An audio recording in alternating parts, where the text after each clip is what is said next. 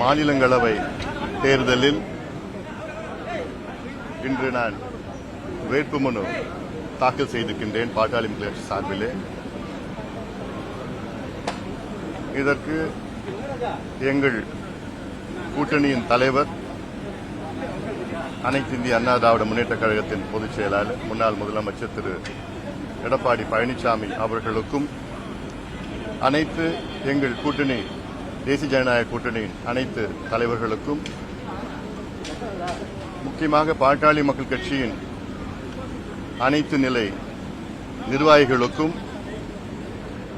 என் உயிரினும் மேலான அனைத்து நிலை தொண்டர்களுக்கும் என்னுடைய நெஞ்சார்ந்த நன்றியை இந்த நேரத்தில் நான் தெரிவிக்கின்றேன். இதற்கு பிறகு நடக்கின்ற சட்டமன்ற தேர்தல்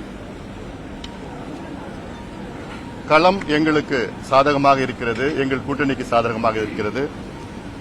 கடந்த 5 ஆண்டு காலம் ஒரு கொடுங்கோல் ஆட்சி தமிழ்நாட்டில் நடைபெற்று முடிவுக்கு வந்திருக்கிறது. இங்க பார்த்தாலும் கொலை, கொள்ளை, கஞ்சா, மது, பாலியல் வன்கொடுமைகள், பெண்களுக்கு எதிரான குற்றங்கள், கொலைகள், ஊழல்கள் என்று மிக மிக மோசமான ஒரு ஆட்சி தமிழ்நாட்டில் நடைபெற்றுக் கொண்டிருக்கிறது. இது முற்றுப்புள்ளி நிச்சயமாக தமிழ்நாடு மக்கள் வைப்பார்கள். வருகின்ற சட்டமன்ற தேர்தலிலே அனைத்து இந்திய அண்ணா திராவிட முன்னேற்ற கழகம் தலைமையிலான எங்கள் கூட்டணியில் குறைந்தது 200 தொகுதிகளில் வெற்றியை மக்கள் எங்களுக்கு கொடுப்பார்கள். மிகப்பெரிய மாற்றம் வரும் என்று நாங்கள் எதிர்பார்க்கின்றோம். தேர்தல் வாக்குறுதிகளை 505 வாக்குறுதிகளில் வெறும் 66 தான் முழுமையாக திமுக நிறைவேற்றியிருக்கிறது. வெறும் 13 விழுக்காடு வாக்குறுதிகள் தான் நிறைவேற்றியிருக்கிறது. ஆனால் முதலமைச்சர் அவர்கள் 99 விழுக்காடு, 98 விழுக்காடு என்று பொய்யை சொல்லிக் கொண்டிருக்கின்றார்கள். இந்த பொய்யெல்லாம் மக்களுக்கு நன்கு அறிந்திருக்கிறார்கள். அன்றாடும்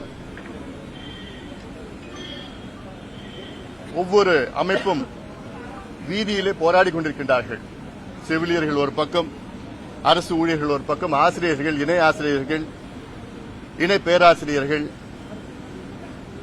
சத்துணவு ஊழியர்கள், துப்புரவு பணியாளர்கள், ஊராட்சி மன்ற செயலாளர்கள் போன்ற அனைத்து தரப்பு மக்களும் அவருடைய கோரிக்கை நிறைவேற்றவில்லை என்று கோபத்திலே போராடி கொண்டிருக்கின்றார்கள். அத்தனை பேரும் வருகின்ற தேர்தலில் திமுக எதிராக வாக்களித்து எங்களுக்கு வெற்றியை கொடுப்பார்கள்.